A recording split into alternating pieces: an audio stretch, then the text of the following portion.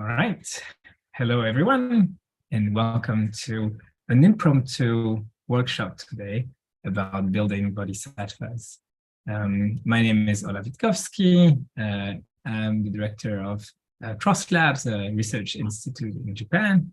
And we have here a lovely group today, members, internal and external, of our extended community and Center for the Study of Apparent Selves based in Kathmandu.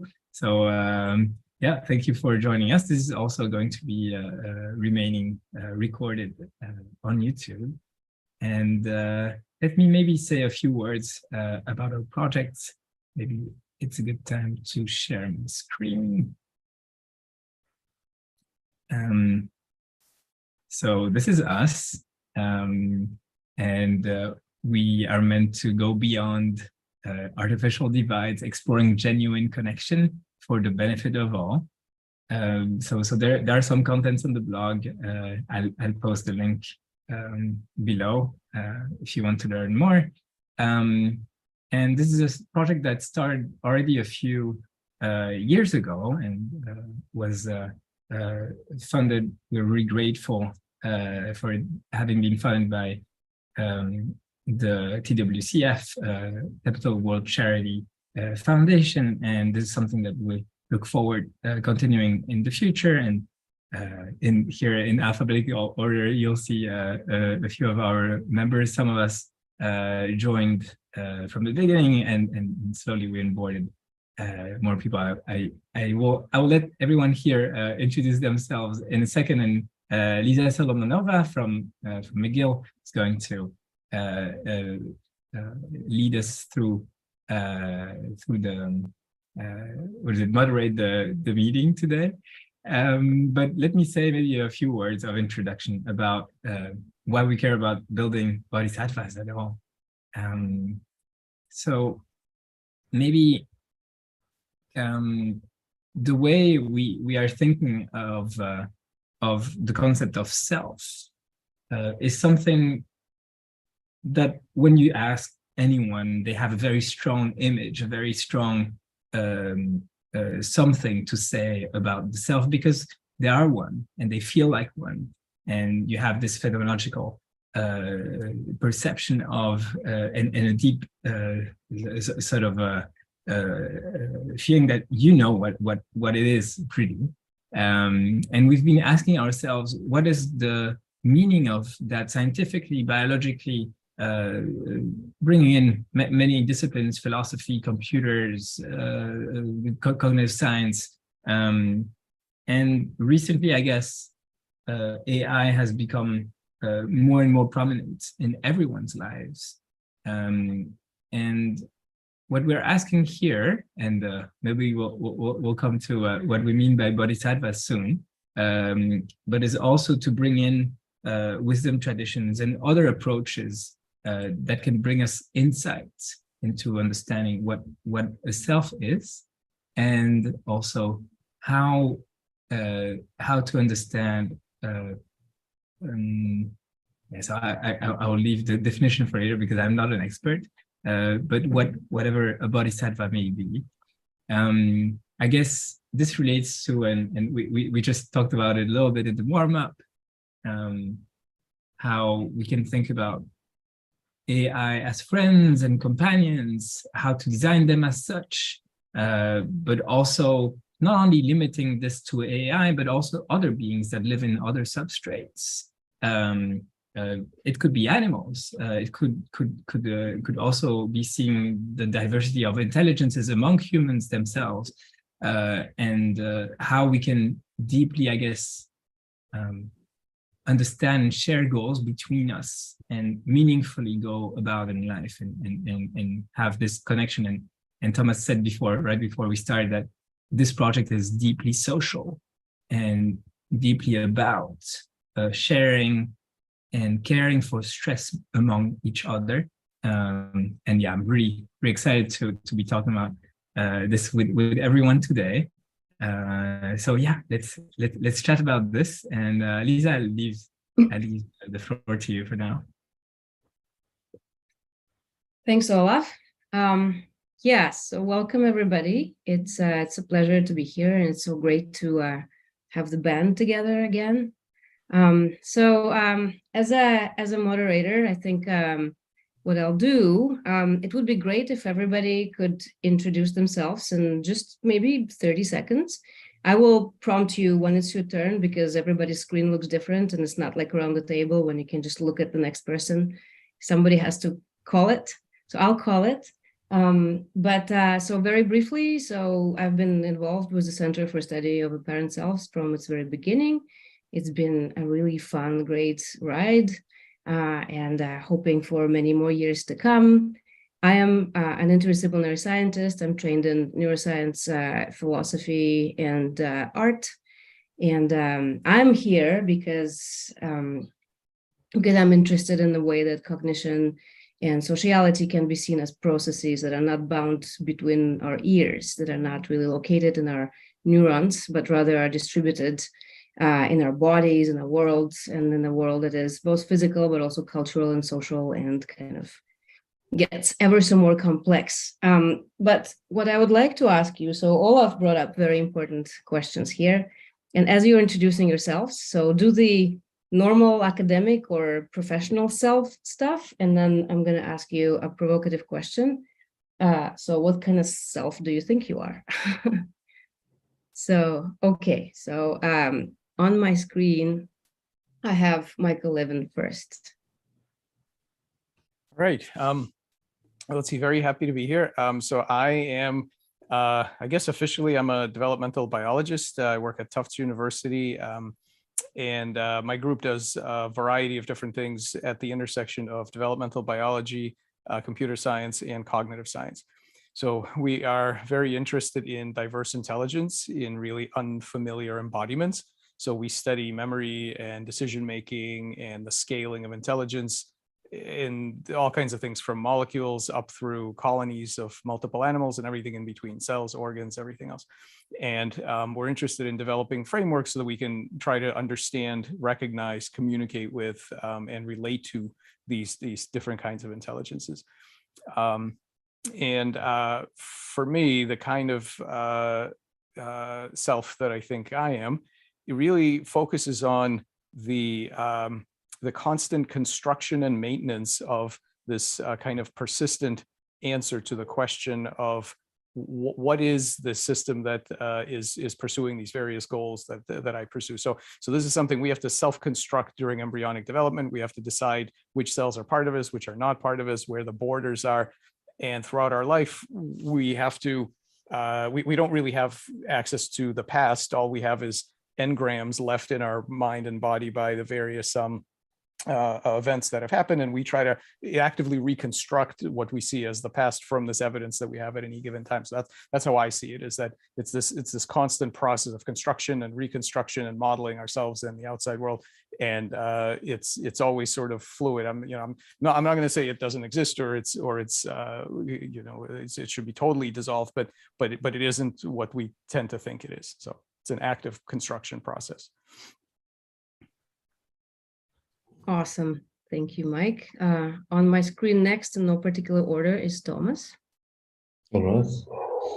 Yeah, so I study Buddhism. I try to understand this as much as I can. And I'm based here in Kathmandu. I've been coming here and been based here since I was a young man. A few years ago, I stumbled on material on the internet that talked about efforts in AI aimed at creating a sense of self in artificial intelligence, a sense of self-identification. And it was thought, I learned in that article, that was a young man with that sort of, if we could achieve that, then this would provide for more stable, more reliable, and better aligned AI. And that startled me very much, thinking that, comparing that with Buddhist perspectives that describe very dire consequences that come with self-identification. And so I thought Buddhism being a tradition, or many traditions that are based on a perception of no self, not no self period, but a particular kind of self, singular, permanent, and controlling.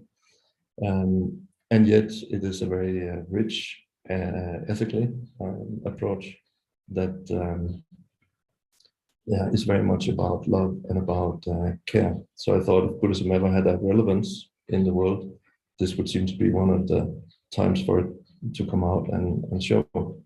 So with those thoughts in mind, I tried to find like-minded people, and after some time, I was fortunate to meet Olaf, and together we began work to develop the Center for the Study of Apparent Selves. And yeah, here we go, a few years down the lane, and it's been wonderful to be together with you all. And yeah, thank you as always for being here. I look forward to what the future will bring.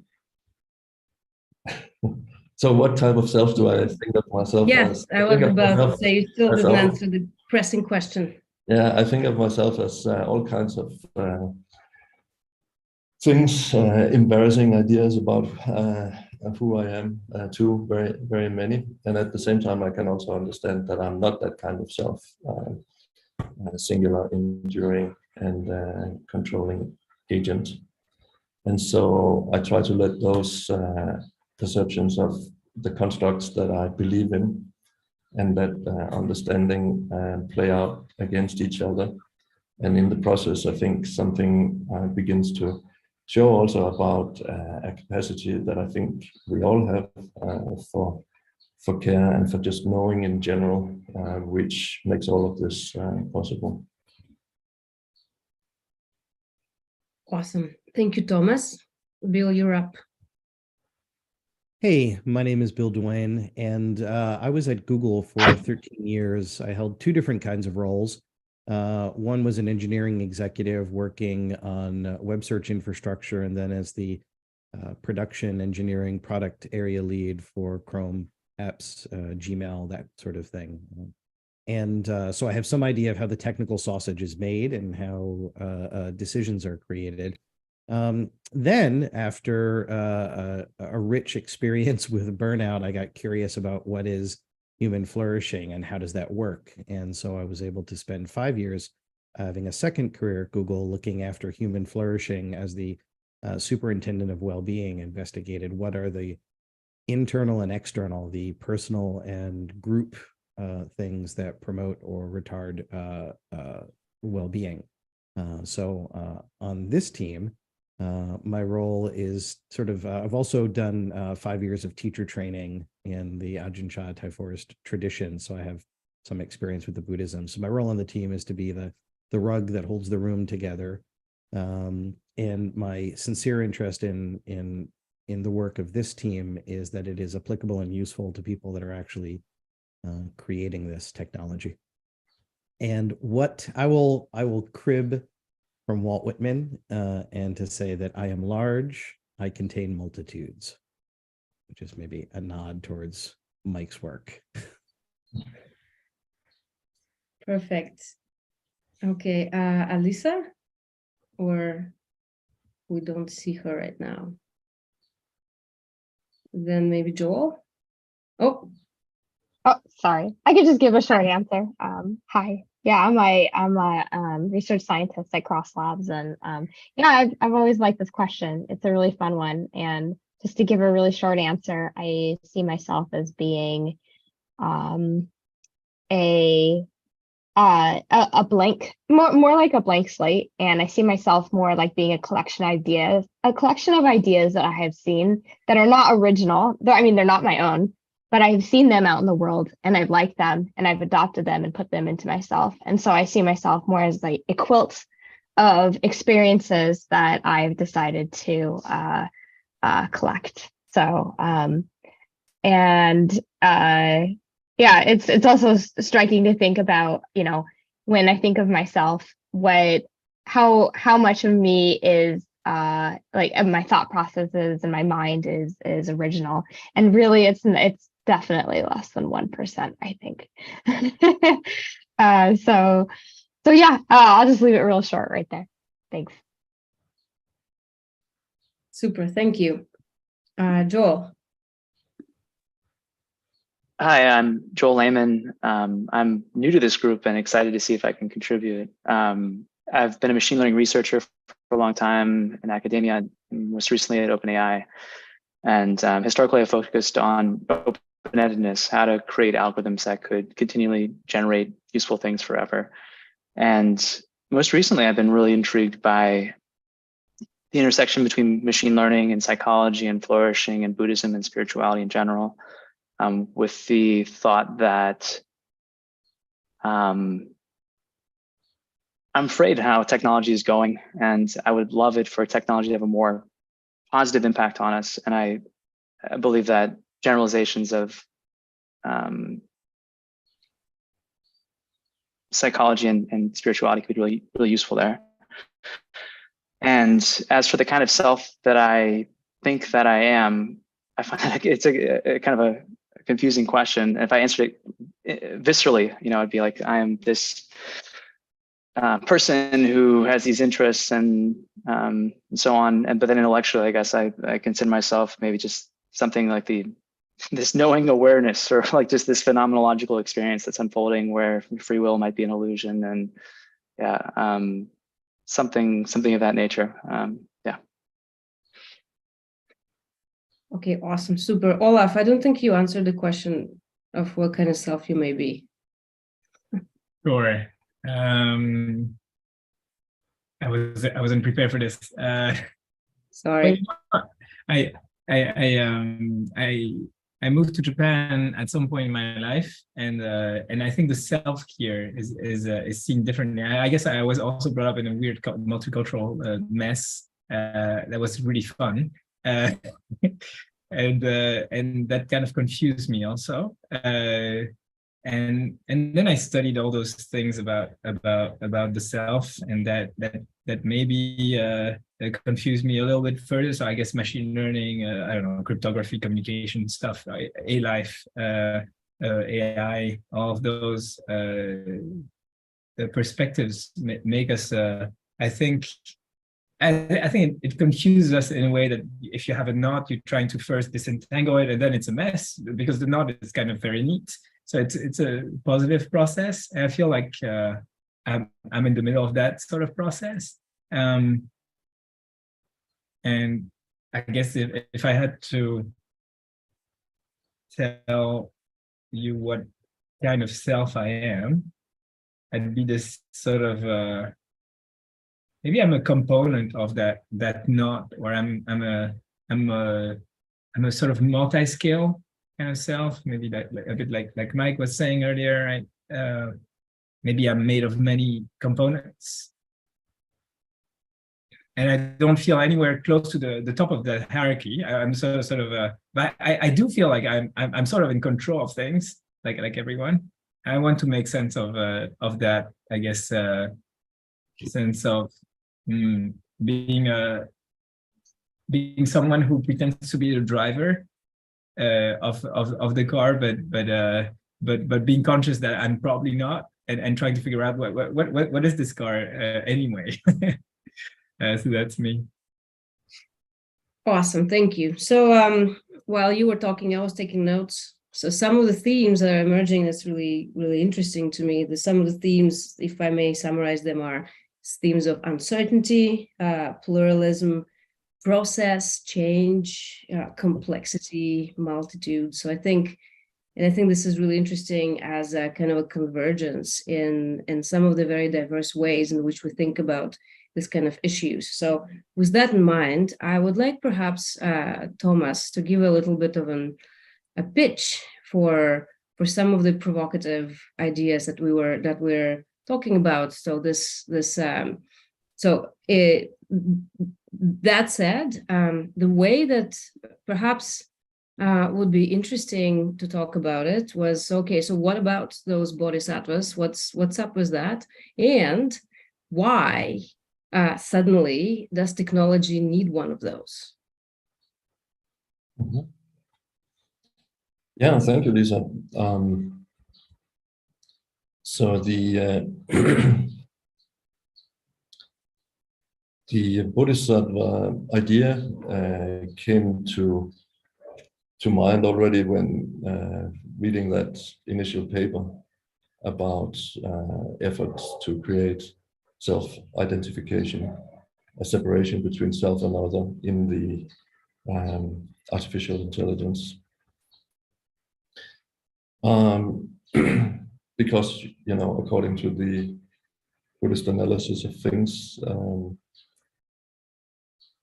if you have whenever you have that separation present, then the kind of self that we believe we are then a self opposed to other things is something that is intrinsically vulnerable, needs to be protected, and it's something that has needs also.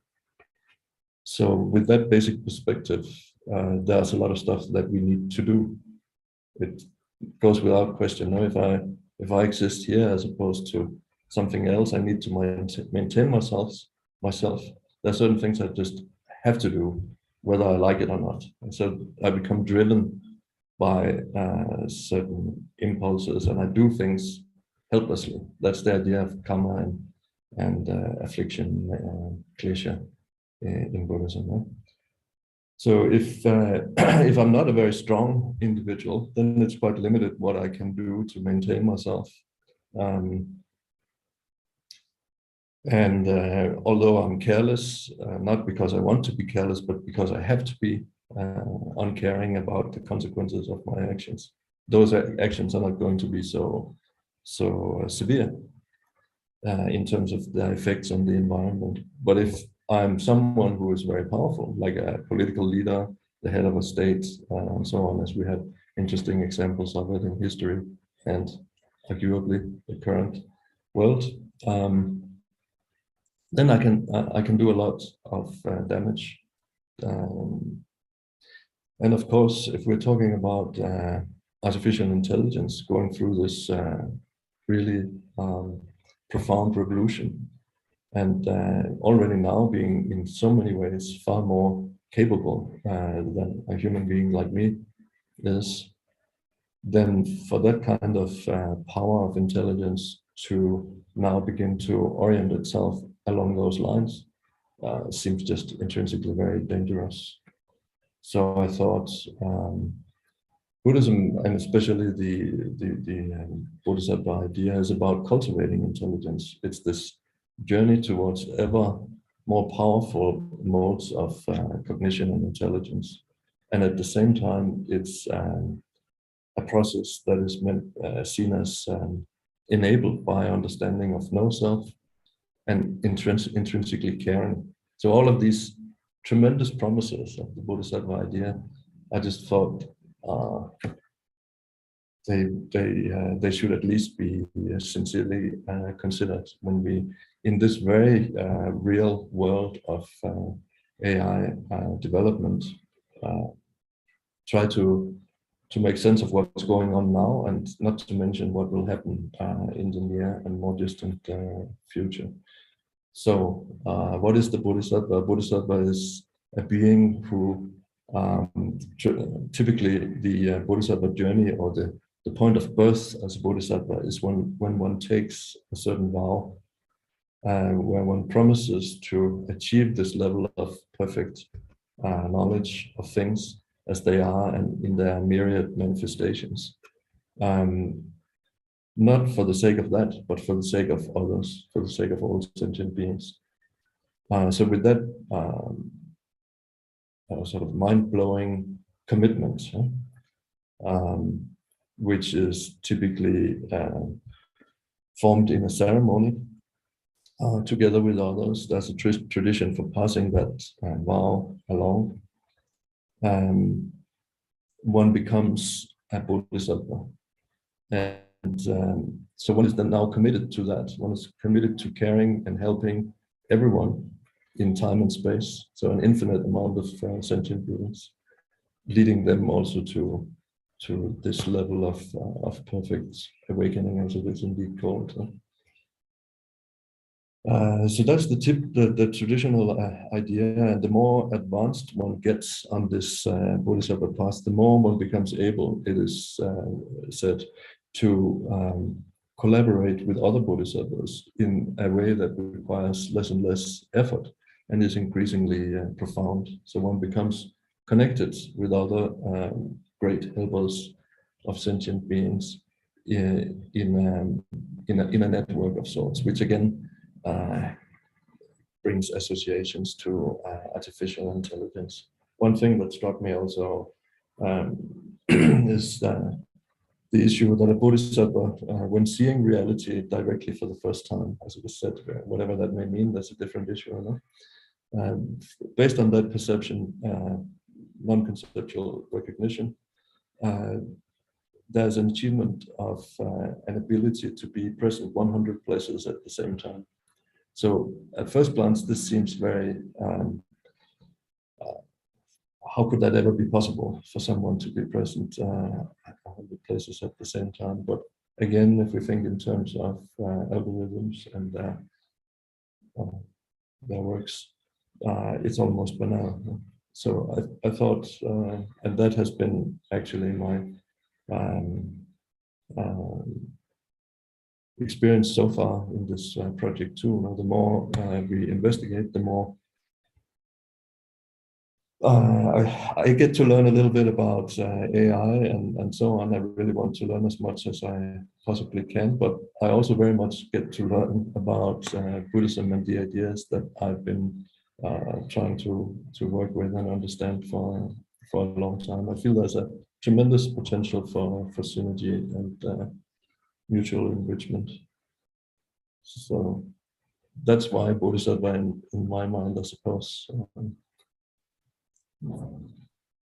Yes, thank you, Thomas. This is a very beautiful way to summarize some of our journeys. And I guess what I'll do now, I'll just riff off of the last thing that you said, that through this kind of process that on which we've been together, and I agree with you completely. I also find myself, thinking about my own disciplines differently, through looking at Buddhism, but also at technology and those convergences and questions about selfhood, certainly in my own domains, which are, cross-cultural psychiatry, states of consciousness. I think those domains bring something to those questions, but at the same time, those questions open up new ways of seeing my own work and my own scientific community. So I would like to maybe open this up now for discussion, and perhaps the kind of prompt would be, so I'll riff off this kind of idea. So in your own work, in your own domains, how does this resonate? And perhaps say a couple words about, once again, what is it about the technological world today that prompts the needs for those interventions, or perhaps needs for those questions at the very least? And how does, your own understanding of what intelligence may be, or what does care mean, what selfhood could be, play within that sphere of inquiry? So I'm not going to point any fingers. You please speak up. Actually, I have a quick remark that it's funny. We've been talking about this for years, right? And Thomas, you just said that, and I just never picked up on the idea of the sociality of you said ceremony, right? And you always have, when we talk about bodhisattvas, right? It is a ceremony that it's not only you who makes that choice, right? You do that in front of a community. In a way, it's you are more than yourself already when you make that. It's a collective decision. By making this decision socially, right, in front of people, you engage. A bit like those tricks that we do when we have to make change in our lives. Okay, so I will share that with people. So now I'm committed. I'm going to write this book or do whatever it is, like exercise. So this vow that we take to increase intelligence, care, it's for the sake of others, that's for sure, but it's also with others. I'm not taking this choice myself, right? It's our collective self. All right, just a quick remark. I never noticed that before.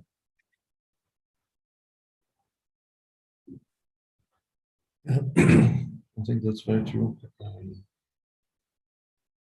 And so perhaps there's something that immediately can be implemented in the AI engineering context, in sense of participating in the same project. Mhm. And of course, then what is the project? That would be, what do you think, Bill? What is the scope for having that sort of attitude to the work as an AI engineer, as a collective? So I think when a lot of the discussions currently that are happening now around AI are normative, or I should say a lot of the criticisms are normative and ethics based, which is of course important. However, I think part of the reason why they don't find purchase is that the people making these decisions don't necessarily have the tool set to view things as normative, but rather functional. Like, of all the things that they're worrying about, it's like, does it work? Does it function? So the things that you brought up and that are articulated in our first two papers is that care is a driver of intelligence. And I think what's hugely important about that is it's framing care as functional, as the smart play. And so my hope is that in addition to, I'll use the L word in saying that, this is how one imbues these systems with the quality of love, that the path to get there could be functional rather than normative, and therefore it has the ability to sort of take hold within the systems. Now, with regard to it being social, I think it really embraces the complexity that's necessary to navigate this problem space. One of the failure modes that I think we see is you put up arbitrary definitions of here's what's being considered and here's outside of that, which maps a little bit to the idea of self and other that are in some ways arbitrarily constructed. And, like if you run a hat factory and you don't worry about the people in the village downstream getting mercury poisoning, you can say, my hat factory is fantastic. So I think where we draw these lines also to encourage the fact to not go too narrow. If Richard were here, he would talk about sort of these narrow utility functions about how we define AI. So I think this idea of saying, not only it's social, but also that it's the smart play. And in that way, hopefully, rather than saying, well, will you be good or will you be bad? It says, do you actually want to optimize for the short term or the longer term? And it becomes sort of a marshmallow test for the tech industry, if not humanity at large.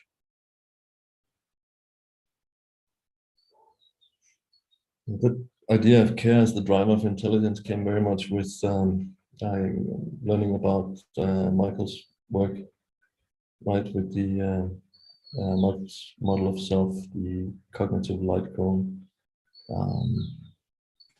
and then, as you say, the loop of stress, care, and intelligence. Care is the driver of intelligence. Is that maybe we could try to, even as we are here, try to flesh out some more details about this model that we are working with. Would you again, Bill, perhaps just delineate a little bit what we are talking about here, and when you say that care is the smart play, why is it, and so on? Sure, although I like the way you explain it better when we're co-teaching this. So, but I will nonetheless take a swing at it. So what's a mechanism by which care could become intelligence? The first step is noting that the conditions are not optimal. They're not as we would have them, what in Buddhism is defined as dukkha, or stress, or suffering. So there's the ability to perceive that. And then the second part is there's a concern for the alleviation of stress. And something that would really note, and Mike, something I've gotten so much out of your work with us and your own independent work, is that this can happen at multiple levels. This can happen at the basal cognition level. This can happen at the individual level, the societal level. So there's this concern for the alleviation of stress that's constantly happening at these various levels. And so we have to then figure out, depending on how much agency we have, a way to traverse that problem space. So again, to review, is we notice there's a problem. There is a desire, an intention to traverse that problem space. Then there's the capacity. We come up with a way to traverse the problem space. And then on top of that, then that generally reveals another layer to be solved. So we can think of it as an upward spiraling of, if we have sufficient perception and sufficient care and cognitive abilities, then we have the ability to constantly be in this up-leveling process. Yeah, Mike, would you like to take a crack at this? Sure. Yeah. So this model came about at a Templeton conference, where Pranab tasked us with coming up with a framework that could be used to directly compare various diverse intelligences. And I think, most people were thinking some primates and octopus and some whales and, maybe birds and things like this. And so I sort of decided to just crank all the knobs to, all the way up, and just try to come up with something that would be suitable for all the things that we're going to be in contact with us. So we're talking about synthetic beings that are being created in our lab and other labs, hybrid, all kinds of hybrids where humans have implants of various types that let them have very, kind of unconventional embodiments, and all the future modifications that will be made to humans and to others, biological and technological, all software, AIs, possible aliens, I mean, everything. And so I just started to think about what kind of framework would allow us to think about all of these different highly diverse minds, regardless of where they come from, meaning engineered or evolved or some combination thereof, and what they're made of, right? So none of that matters. And so what does matter? And so I took a stab at it this way. I thought that the one thing that is fundamental to being some kind of an agent that's cognitive in some way, that's in this framework, is that you have some capacity to try to follow goals. So there are some goals that you follow, and so the cognitive light cone is meant to capture this idea that every being, no matter what it's made of or how it got here, has some scale of the largest goal it could possibly follow. So you can start thinking about, okay, so if you've got a bacterium, and literally that agent has a very tiny cognitive light cone, because pretty much the only thing that matters to it is the concentration of certain nutrients in the local environment, and maybe it has a little bit of memory going backwards and maybe a little bit of predictive power going forwards, but it's not much. It's very kind of local. And if you think about something, another kind of creature, let's say a dog, it has a much bigger cognitive light cone, more memory going backwards, more predictive power forwards, but it's never going to care about what happens 3 towns over a month from now. It's just not going to. That cognitive light cone does not extend that far in space and time. And so you can make these diagrams, right, that then Bill and Thomas have been elaborating, where you can literally draw the kind of the size of the largest goals that a certain system can follow. And then you can, and if you're a human, you could have goals that are, planetary sort of scale world peace. And I'm working towards, world peace over the next, 100 years. And these might be longer than your own lifespan.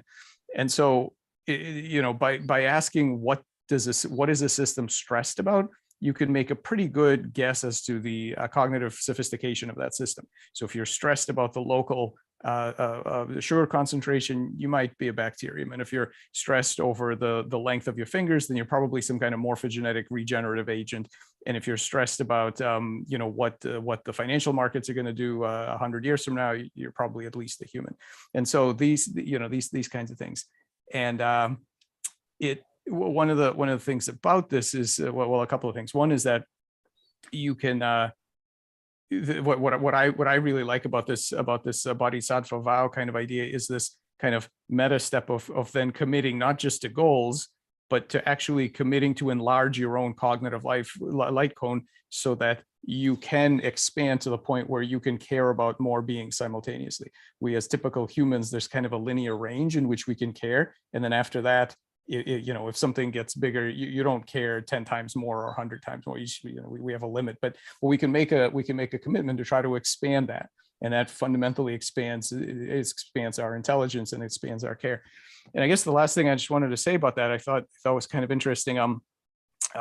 With the proliferation of these AIs, people are really interested in distinguishing whether some kind of a work product, it's a paper or a piece of music or something, they want to know if it was made by a human or not. And so there are these efforts now to what they call proof of humanity, right? Some sort of digital certificate that you can say, okay, this came from an actual human.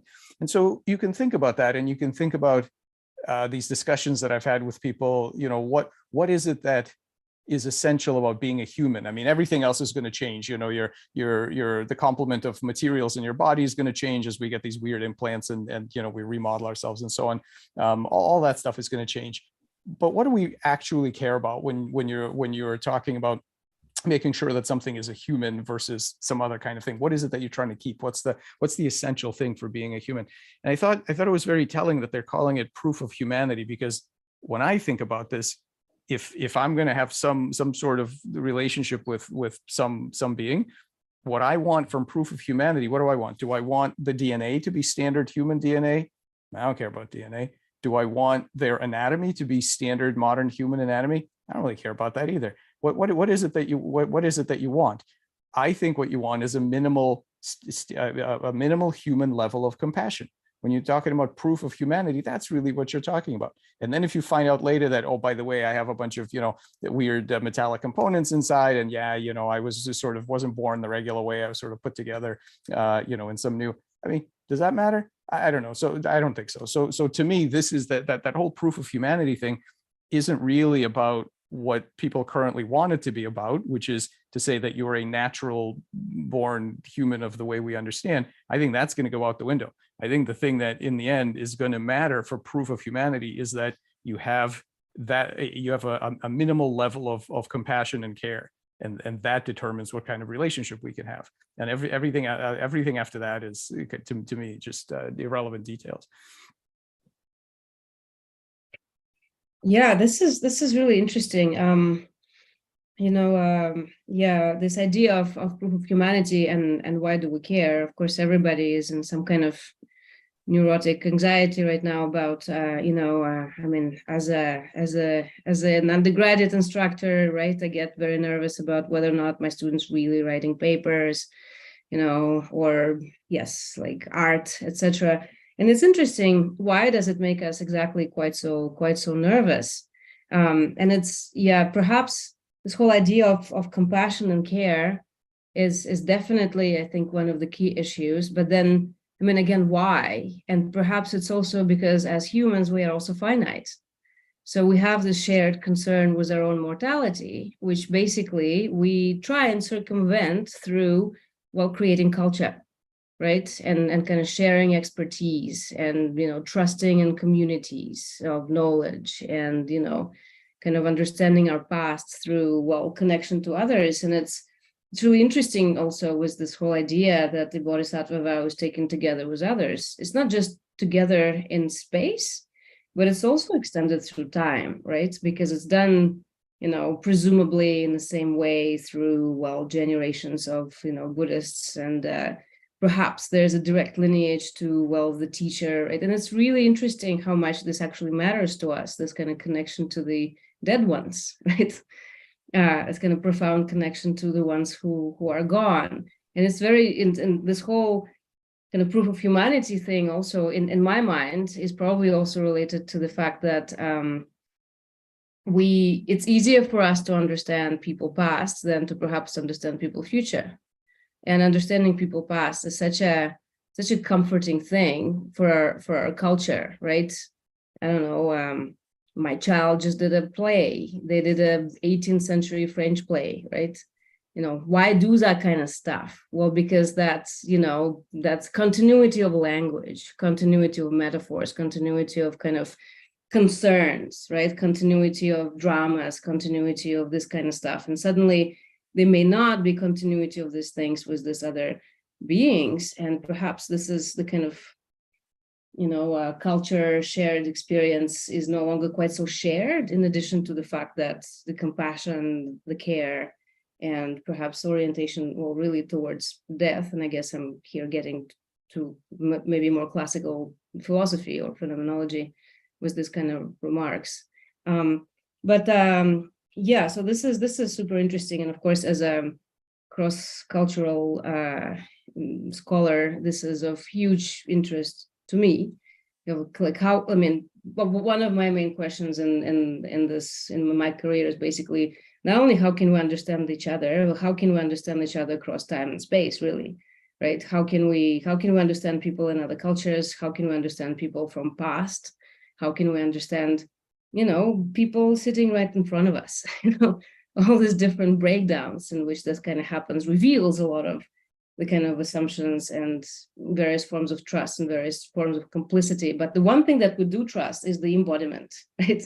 The one thing that we do trust is that those people were born, they have bodies sort of like ours, brains sort of like ours, perhaps concerns sort of like ours, and that makes it possible for us to perhaps engage with them in this intercorporeal kind of affective relationship. So this is super interesting, like what's going to happen with people, or, you know, when we are facing beings, and when we don't know, right? When I receive a paper, I mean, right now it's a grading period, so of course I'm concerned with that. When I receive a paper from a student and I'm not sure, right? It looks like, is it just a bad paper, or is it, you know, ChatGPT?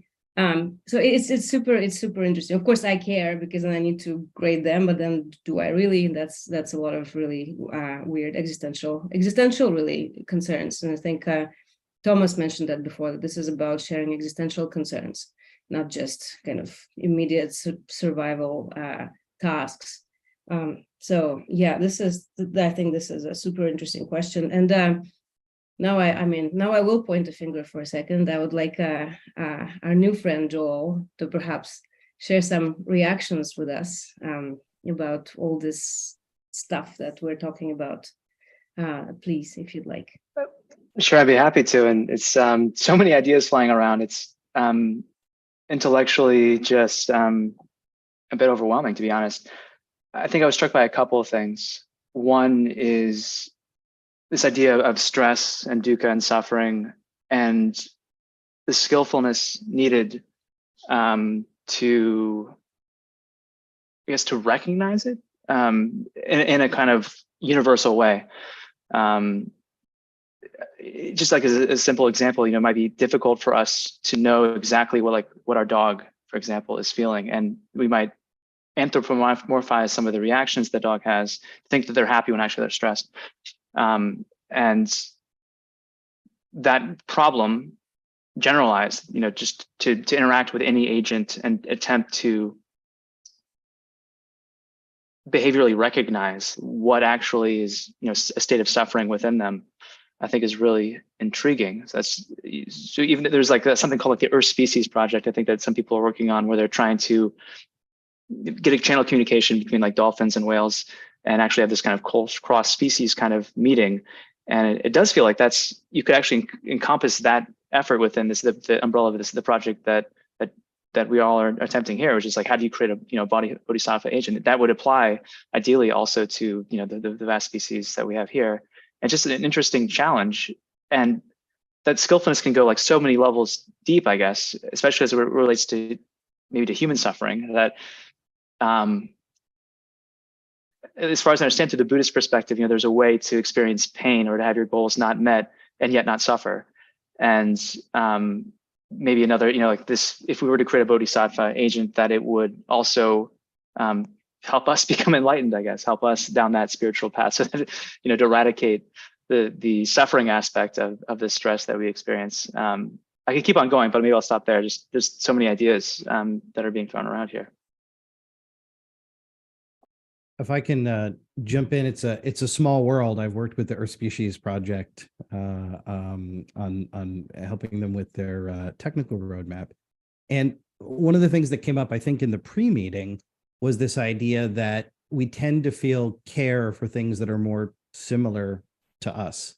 And one thing that's interesting about the Earth Species Project is the idea that if we have some form of communication, even unidirectional, the chances of our care leading us to traverse the problem space about destroying our planet is actually improved, right? So I think one is, this is an idea of that loop of care, because ostensibly the whole point of ESP is to produce better environmental policy, that connection. And then I think this brings up the idea that when we have different substrates, and in this case, we're talking about two biological carbon-based species operating within the same biosphere, that form of communication creates a carrier wave by which care becomes more likely.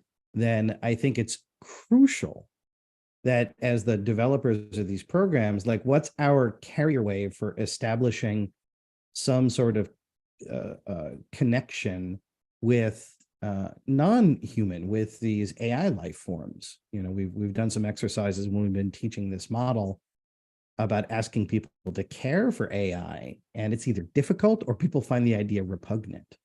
So I really like what you said around that I do think that there's this need to establish this care and connection, and what are the ways that we can use technology to be clever. And then the other point about the loop of care is that the loop of care may be amplified with two different agents participating in it with different strengths and weaknesses. So in this case, is humans in and of ourselves, Dr. Dolittle notwithstanding, don't have the ability to communicate with animals. However, humans plus AI, then all of a sudden that there's a building that happens there. So I'll just put that idea out there. Yeah, it's interesting that you said that some people, and I definitely heard that before, that people find repugnant the idea of caring for AI of all entities, but I guess even other animals, while there is a lot of suffering, and they would be right, and there is this, without insisting too long on that, I think understanding care the way we do with this stress care intelligence, I guess, and sort of looping that into the light cone, and how we can grow this care and cognitive perception is a way of understanding care better. And I think, if anything, that allows us to understand that better, and maybe intensify this sense of care for among ourselves, among humans, and for other living beings. So it doesn't have to be opposed. Sorry, Mike, you were also going to say something. Well, I was just thinking, I wanted to kind of bring it back to the question that Lisa had started out in how we think of ourselves. And I just want to pose a kind of a question to everybody, and people can think about it or comment or not. But it's sort of where the rubber meets the road on this in terms of how we think about ourselves. So imagine for the moment that you found a genie, and the genie says to you, all right, here's a really pleasant experience, something that you really like, okay, whatever that is for you, but some discrete experience that you just, it's really great. And so now you have an option. The option is you have that experience now, however long it takes, you're going to have it, but afterwards you will have no memory of it whatsoever. That's option one. Option two is the exact opposite. You're not going to have the experience, but some time from now, you're going to have a nice, as good a memory as you're capable of having. You're going to have that'll be part of your background of memories that you've had it, just like every other experience that you really have had. But you're not actually going to have it. So the question is, which do you go for? And I really like this question. I pretty much poll everybody I come across with this, and it's kind of 50-50 in my informal poll, because some people are all about the memories. They say, well, the moment is fleeting. All I have is my memories. At this moment, they'll be gone. What's the point of having the experience? It's the memory that I want, because I'll carry that forever. And some people are like, well, the memory doesn't really do much for me. I want the actual experience, because what am I going to do with these memories? And so I don't know. So you can all think about it, but it's that to me, what I like about it is that you actually have to make a choice, and the choice you make it has to flow from your view of how you see yourself and what you are, whether you're this creature of the moment or whether you're a collection of memories or what. So I don't know. I'll leave it there. I love that question. It's just so interesting to think about, because I have a particular memory in mind that I'm thinking of, or like an experience. And I think I would go with the experience, partly because of the poetics of it, like that I would experience it, then I would lose the memory of it.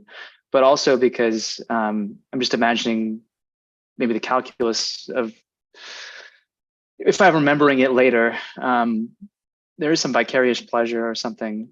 But yeah, I guess it's just like I want the ineffable experience itself rather than the recollection of it. You can also think about it from the perspective of your future self, right? So future Joel will be like, damn it, this sucks. That you should have taken the memory. I would have had this memory now. Well, what good does it do me that that you had it, back on the 9th? What good is that? But that's not what today's Joel sees it exactly the opposite, right? I want the experience. I almost would give it to yesterday's self. I don't know if that makes any sense. So then I wouldn't be selfishly for today, but just, something there.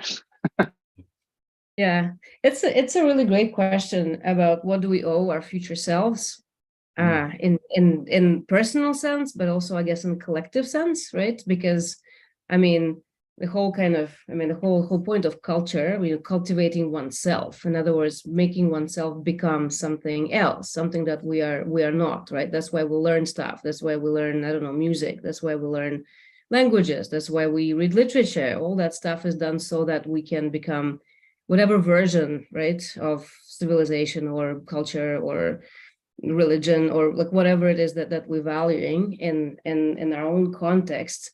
But Mike, can I just ask you a kind of a provocative follow-up question? So let's say experiences, like what do we owe our future self? So if we are built from our experiences, good and bad, traumatic and ineffable, amazing and kind of terrifying, right? That kind of change the trajectory of our development and perhaps build what we are, then maybe a memory of something you haven't experienced will not have changed you.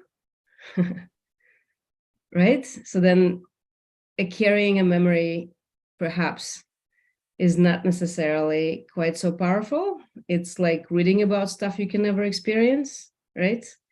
It's like, they told me I did paragliding and it probably was amazing and that was awesome, right? But you don't have this kind of embodied feeling of having changed, right? And I guess I'm trying here in a very selfish way and very biased way to bring it back into the kind of body and the fact that we are not only a collection of cognitive memories, but we are also entrained, skilled, embedded, embodied beings. So perhaps even forgetting an experience, doesn't really change the fact that one has had it. However, having a fake memory or an imaginative memory perhaps would not have done the same kind of existential change.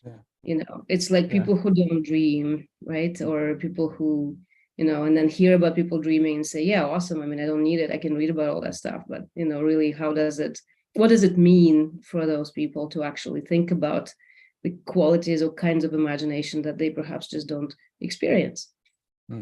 So yeah, no, that's super interesting. So a couple of things, right? So one is for me, I think back, and there are certain things I know, or at least I think I know, because everybody seems to agree on it, that I've done. And I think to myself, wow, I did that.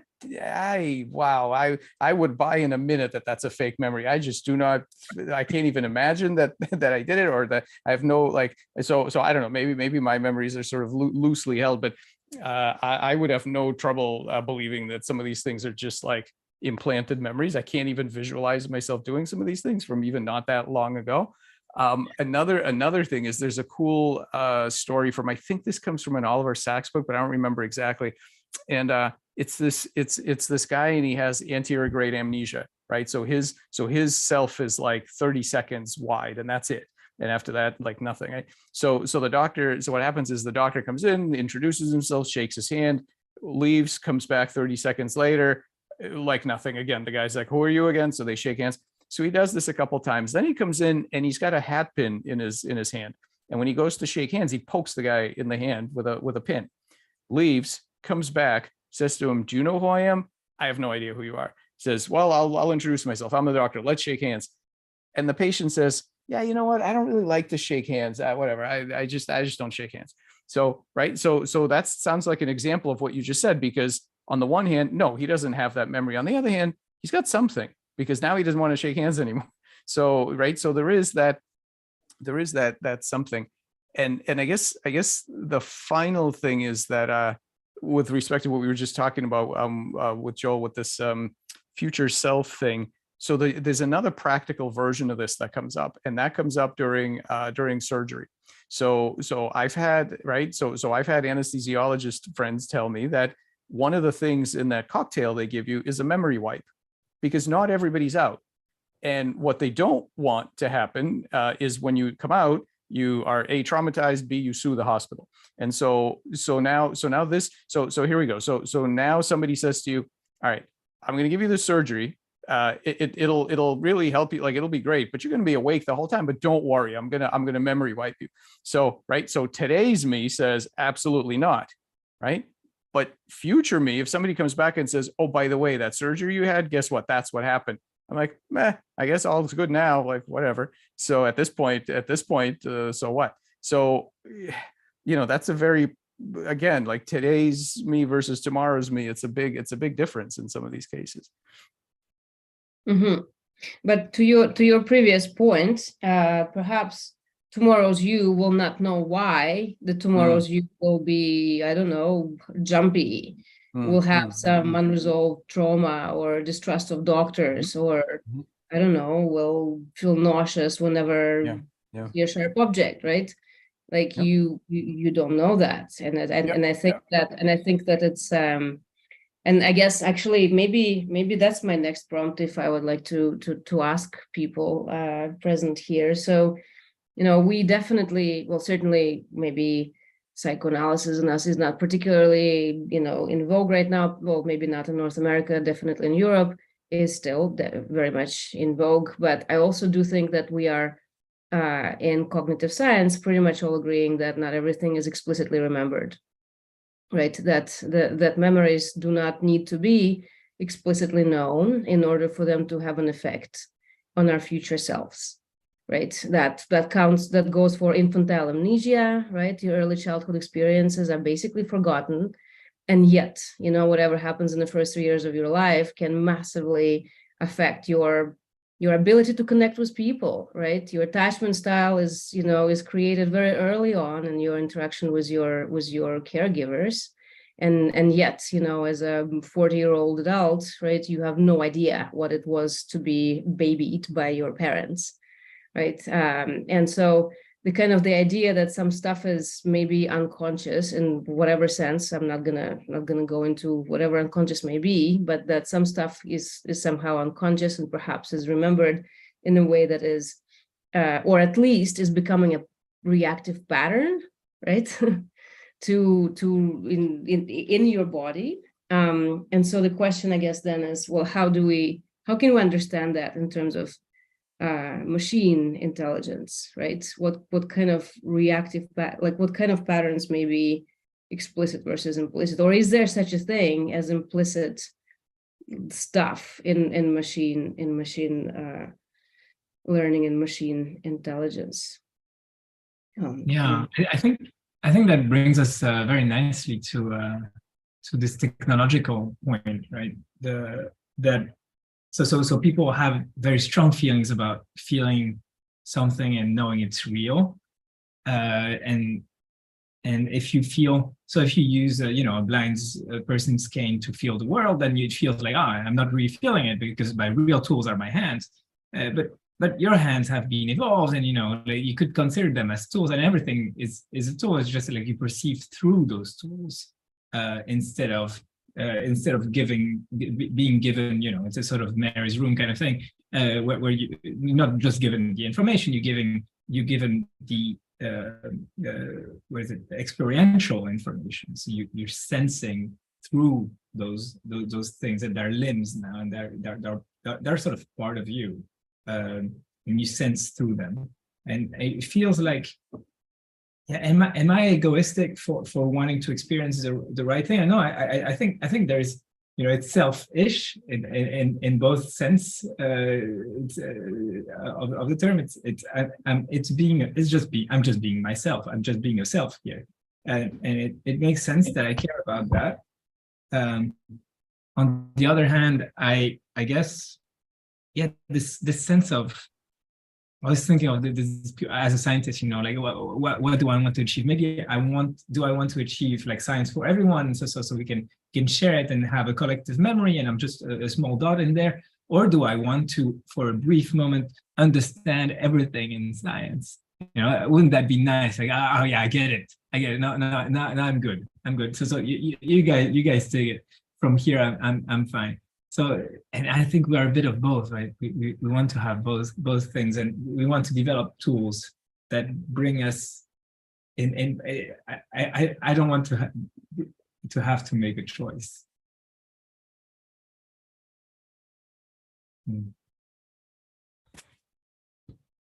I'm seeing that it's getting late for a few of us, and this was a very fun discussion. Let's do that again.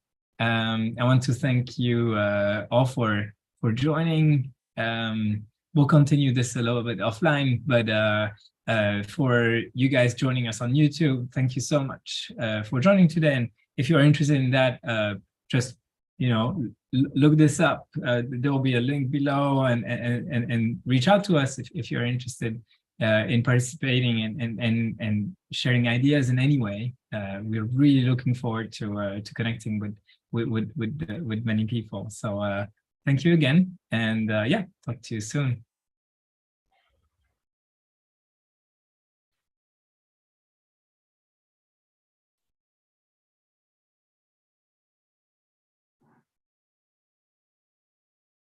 Took me a while.